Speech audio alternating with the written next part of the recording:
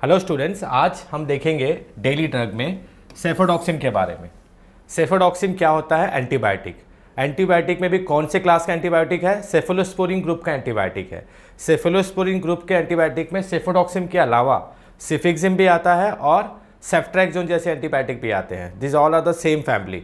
ठीक है, तो चलो आज देखते हैं हम सेफोडॉक्सिन के बारे में। सेफोडॉक्सिन क्या है? सबसे पहले हम देखेंगे सेफोडॉक्सिन का इंडिकेशन, यानी कि कब हम सेफोडॉक्सिन को यूज़ करते हैं। डॉक्टर कब प्रिस्क्राइब करेगा सेफोडॉक्सिन पेशेंट को?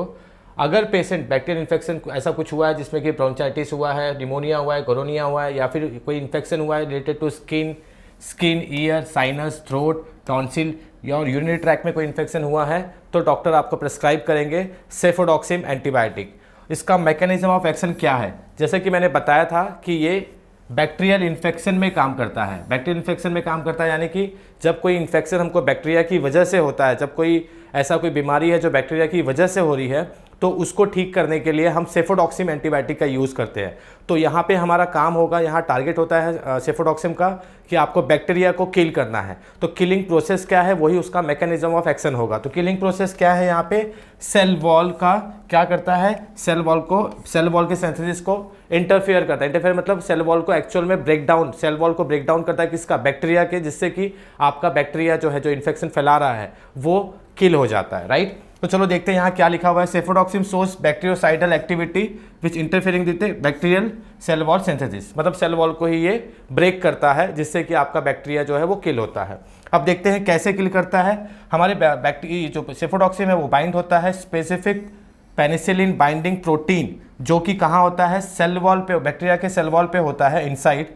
ठीक है, जो कि इनिबिट करता है third and last stage of bacterial cell wall synthesis. मतलब जो सेल वॉल बनने का जो स्टेप्स होता है उसमें जो लास्ट स्टेप होता है, उस स्टेप को ये सेफोडॉक्सिन एंटीबायोटिक जो है सेफोडॉक्सिन, वो क्या करता है?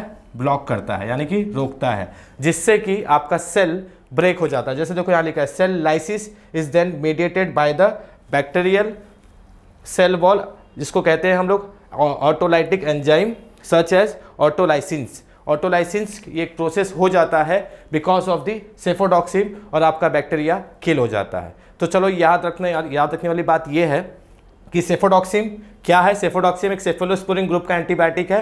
वो कैसे बैक्टीरिया को मारता है? वो बैक्टीरिया को मारता है सेल वॉल लाइसिस से। सेल वॉल का क्या? लाइसिस, ये आपको याद रखना है। सेल वॉल लाइसिस प्रोसेस से ये बैक्टीरिया को किल करता है। इसके बाद हम देखेंगे इसके कौन कौन से ब्रांड आते हैं मार्केट में। सबसे इंपॉर्टेंट ब्रांड है मोनोसेफ ओ।